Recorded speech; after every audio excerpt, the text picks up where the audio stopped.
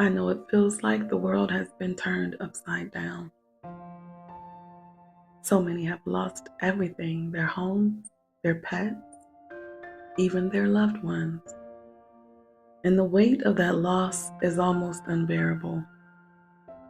It's hard to find the words, and even harder to find peace in the midst of this devastation. But please know, you're not alone. In the midst of the storm, there are countless hearts holding you up, countless hands ready to help you.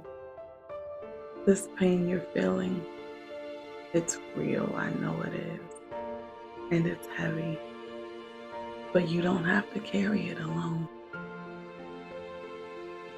Take a moment to breathe. Grieve, cry, and hold on to the memories of what was lost. But also remember that even now, there is hope. Just as the flood waters will recede, so too will the pain. Little by little, day by day, you'll find strength again. You'll rebuild.